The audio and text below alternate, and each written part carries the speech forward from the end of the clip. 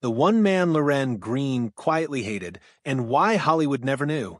Lorne Greene was never the man you expected to carry bitterness. To millions of viewers, he was the calm center of the storm, the steady patriarch of the Ponderosa, a man whose voice sounded like authority itself. He represented order, fairness, and moral certainty in a genre built on chaos. Lorne Greene didn't shout. He didn't threaten. He didn't break.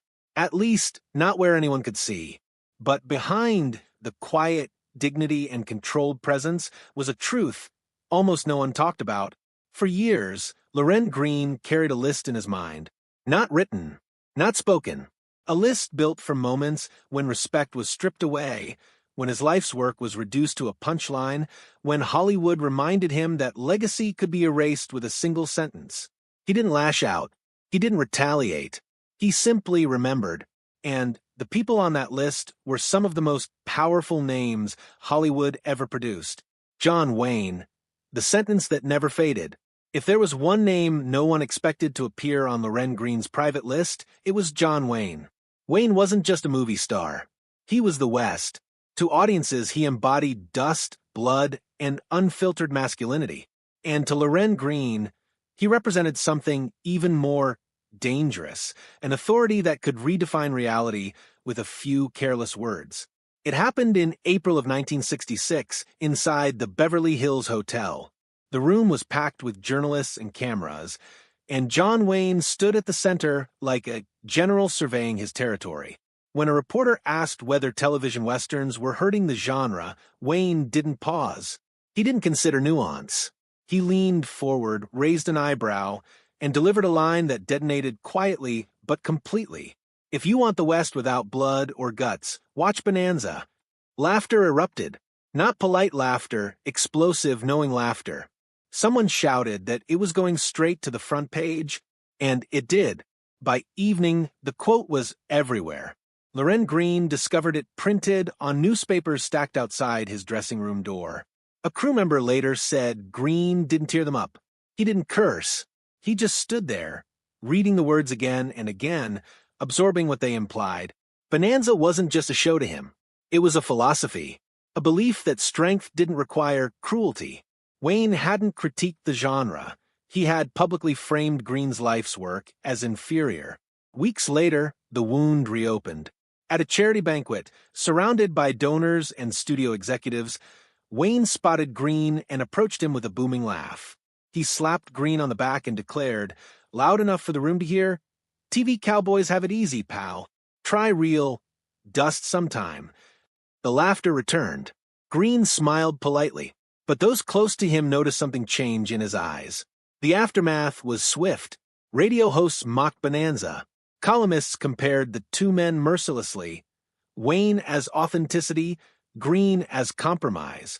NBC pressured Greene into interviews to correct perception, which only made the situation worse. Wayne never clarified his words, never softened them, never acknowledged the damage. Years later, Greene admitted something that revealed just how deeply it cut. He made me feel like a guest in my own genre. That feeling never left him. Clint Eastwood, the man who replaced his world. If John Wayne wounded Lorne Greene, Clint Eastwood displaced him. By the early 1970s, Hollywood was changing. Morality was no longer fashionable. Certainty was boring.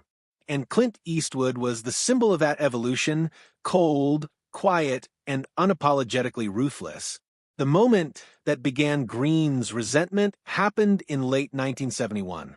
Eastwood was promoting Dirty Harry when a reporter referenced the moral cowboys of television. Everyone in the room knew exactly who that meant. Eastwood didn't dodge the implication. He leaned forward slightly, offered a half smile, and said, "Real cowboys don't preach. They survive." Greene read the quote in silence. He closed the magazine slowly, too slowly. To him, it wasn't a comment about character types. It was an indictment of everything he stood for. But the real blow came later at a studio bachelor party. Someone casually asked Eastwood what he thought about the Cartwrights. Eastwood shrugged, smirked, and replied, "They're the polite West. I'm not." It wasn't shouted. It didn't need to be. Almost immediately, the narrative shifted. Magazine columns labeled Eastwood the future and Greene the past. Executives questioned whether audiences still wanted moral heroes. Directors argued that grit sold better than guidance. Greene watched admiration move, not out of disrespect, but evolution. And that evolution pushed him further from the center. He never confronted Eastwood, never responded publicly, but in private he admitted the truth. He didn't attack me, Greene said. He replaced the world I belonged to. That wound never healed. Michael Landon, the son who took the throne. No betrayal cut deeper than the one that came from inside the Ponderosa. Michael Landon wasn't just a co-star. He was family, the son figure who grew up under Greene's on-screen authority. And that made what followed almost unbearable. In late 1966, while Greene focused on keeping the production disciplined and unified, Landon began shifting gears quietly. He started writing scripts on his own, sending them directly to the network, bypassing the established hierarchy. When NBC approved one, instantly, Landon walked onto the set, holding the letter like proof of destiny. "Looks like they're ready for something new," he said. Greene froze, just long enough to understand what was happening. This wasn't creativity. It was a declaration. Over time, Landon wrote more episodes, pushed for emotional storylines centered on younger characters, and gradually reshaped Bonanza into something unfamiliar. The spotlight moved. NBC praised the changes. Greene watched his character become secondary. The breaking point came during a script meeting in 1972. As Greene flipped through the pages, his expression tightened. Ben Cartwright, the man who built the Ponderosa, had been reduced to a background presence. Landon met his gaze and said calmly, "The audience wants a new direction." Greene didn't argue. He placed the script on the table, stood up, and walked out. A producer later said the silence in that room felt physical. After that day, the set split. Some followed Landon's momentum. Others still believed Greene was the heart of the show. Magazines crowned Landon the new architect of Bonanza. Privately, Greene admitted something devastating. "He took nothing from me intentionally," he said, "but somehow he took everything." Pernell Roberts, the man who challenged him out loud. Unlike the others, Pernell Roberts didn't hide his conflict with Lorne Greene. From the start, Roberts treated Bonanza not as family drama, but as ideological battleground. And Greene was always at the center of his fire. During a script meeting in the early 1960s, Roberts leaned back, lifted a script, and said, "These stories are too clean. Ben Cartwright isn't a father. He's a fantasy." The room went silent. Greene didn't respond immediately. His posture stiffened, revealing more than words ever could. Roberts escalated. He criticized the writing, the tone, and especially Greene's character. During one heated meeting, he slammed a script down and said, "Adam can't grow because Ben won't let him." Greene finally replied, quietly but firmly, "Adam chooses family. That's not weakness." Roberts walked out. The tension spilled beyond meetings. Roberts skipped promotions, avoided appearances, and left Greene alone to defend the show's unity. NBC begged Greene to keep the peace, forcing him into a mediator role he never wanted. Then came the interview that sealed it. Roberts told a major newspaper, "I don't believe in Ben Cartwright. He's too perfect to respect." To Greene, that wasn't criticism. It was character assassination. He never forgave Roberts. Guy Williams, the day Lorne Greene walked away.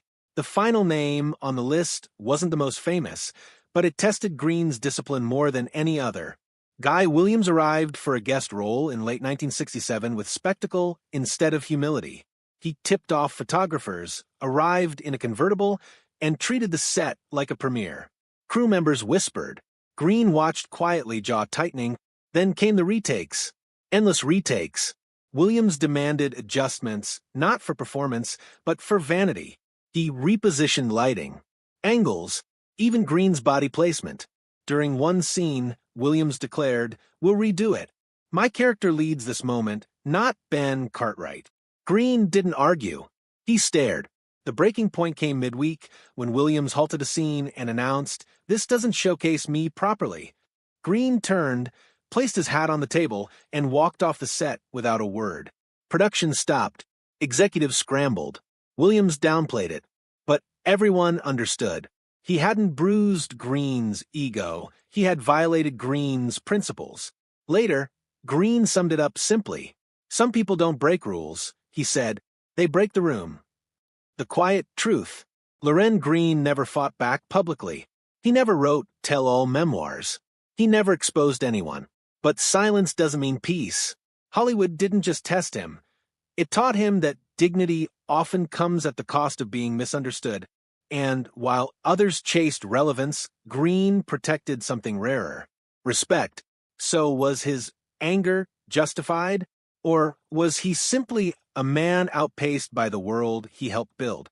That question lingers long after the dust settles,